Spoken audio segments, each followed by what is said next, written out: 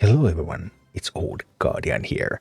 This week Blizzard announced that a number of skins are coming to Warcraft Rumble, so I wanted to take this opportunity to take a bit of a look at Warcraft Rumble's monetization, past, present and future, and what it would take for Blizzard to potentially monetize the game so that it would be more successful.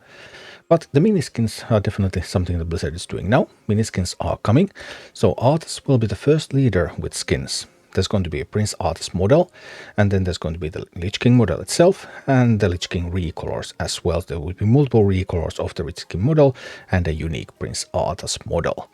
Skins for troops are also coming, and we can see from the game files that there's prep work going on for skins for Chain Lightning, Darkspear Troll, Null Brute, Griffin Rider, and Safe Pilot. So Blizzard is now putting in some engineering effort into preparing more monetization through skins.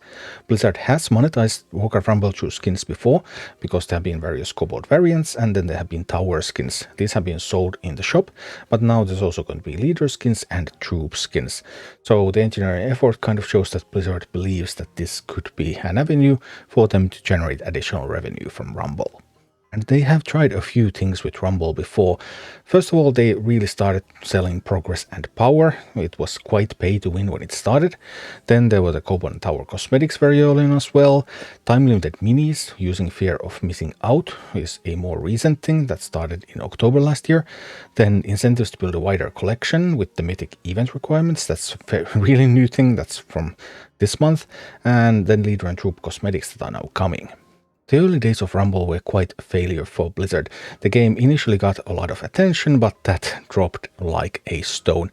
The initial plan was to get people to pay a lot for a pay-to-win game, but that didn't get much traction. The Warcraft IP of Rumble didn't attract the mobile whales that Blizzard was targeting, and the PC audience that they got was really not happy with the heavy pay-to-win elements of the game, especially by PC standards. Some of the mobile players actually say that this is quite light because you only have to pay like hundreds or low thousands and not tens or hundreds of thousands. So yeah, about that. Anyway, Blizzard has improved the free-to-play experience of Rumble since a lot, but they really botched that launch given the kind of audience they were able to attract. Recently, they have really been looking for a new direction for Rumble. There were major layoffs in the team. Around a third of the Rumble team was laid off in September 2024, and Rumble has really been looking for a new monetization strategy as well since. Time-limited minis have been released. First were in October, there was the Headless Horseman. Then in December 2024, there were the 3 split leaders. And then in March 2025, so coming probably next week, we don't have the exact date yet, is the Lich King. And then there's incentives to build a wider collection, the mythic event missions that they released with the Priestess event at the end of February, but mostly extending to March. And leader and troop cosmetics also coming this March. So a lot of these attempts to get different monetization strategies in place are just now taking hold. Rumble's general direction has been a slow downward slope, but there have been some things that have worked a little bit better. Revenue has been up month to month 3 times for Rumble. First in June 2024 when Azeroth's Blessing was released, and incidentally also the Molten Core raid, the first raid experience, was released. Then in October 2024 with the release of Headless Horseman, and in December 2024 with the Split Leaders. The Split Leaders was clearly the biggest spike of these, then the Azeroth's Blessing, and a more modest one with the Headless Horseman.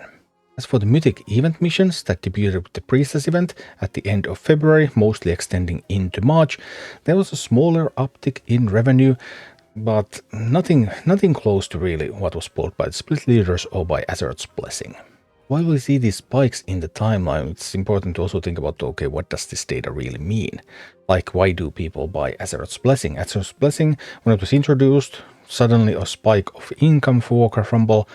But why? Well, it also did release with Molten Core, so people also buy stuff when they have fun in the game. And the downward trend is because there is a lack of faith in the future of fun having this game, future of content. Blizzard does very little to alleviate these concerns. They have been able to reverse the trend momentarily in October and in December with fear of missing out with these time-limited things, but that's temporary because you can do time-limited things and people will buy them for a while, but you also need to show them something good is coming. There's some reason to invest in these time limited things now, so that you will also be able to use them later. If that doesn't happen, then eventually the fear of missing out is just going to collapse, and then people are just going to leave. Because in the end, it's really good content that keeps people playing. It's good content that keeps people buying. You can say that, okay, well, nobody bought a pack for Molten Core. Well, maybe some people did. There were some bundles associated with Molten Core. But just look at how popular Molten Core is. How people keep coming back to it again and again and again and again. And that's because people have fun playing Molten Core. And them having fun is the basis that you need in order to get them to spend. If you just want them to spend, no fun, then that's not an equation that's going to last very long. And while there is this new push into cosmetics, there's also the major elephant in the monetization room, and that major elephant is that PvP in Warcraft Rumble is super, super heavily pay to win. So mobile players may find this palatable. Many mobile players are even saying that, okay, Rumble isn't that bad because it doesn't cost tens of thousands or hundreds of thousands. But Blizzard's core traditional audience will not accept this. And there are tons of people who have tried out PvP. There's always Reddit threads like, hey, I started playing this game, I started playing PvP. Why my level 6 minis are facing level 10 minis? What's the point of this? People who try the PvP side of the game, who are attracted to the PvP aspect of this game, the idea of PvP in this game, they're most likely going to just ditch the game. Very few of those are likely to continue because there's just no point. There's just no point. So can Blizzard actually make more money out of the tiny current PvP crowd that they have already gotten into the sunk cost fallacy than they could by making the game better for all audiences? Thanks to community efforts, there's currently a PvP leaderboard, and there are some statistics from Mukas, who is querying the Blizzard servers to get this data. And according to his data, in Season 11, 93,838 accounts played at least one game of PvP. Out of those accounts, 339 reached about 16,000 honor. So about 16,000 or 15,000 is the last floor. So if you reach 15,000, you can never drop under.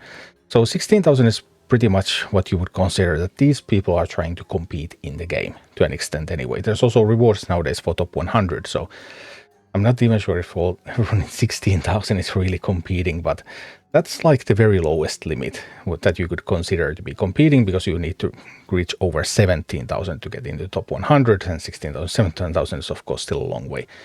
393 players. 393 in Season 11. Above 15,000, which is the last ranked floor. So you can reach 15,000 with, let's say, an army, something like one rare in a boost slot and the others rares that are 25s. So you would have like 9.3, 9.1 army. So you would get at level 10 base. And pretty much with that, you can reach 15,000. Of course, your mileage may vary, but that's at least something that can reach 15,000. So that's hardly a whale yet. And there were 4,030 such players in Season 11. In Season 12, which was the season that just ended this week, there were 106,230 PvP players. 661 of them were above 16k, and 5,998 were above 15,000. So is PvP now becoming a lot more popular? Maybe it is. But on the other hand, that 16,000 is at least like the absolute lowest limit that you could consider to be any kind of competitive PvP. So the competitive PvP crowd of this game is less than 1,000 people.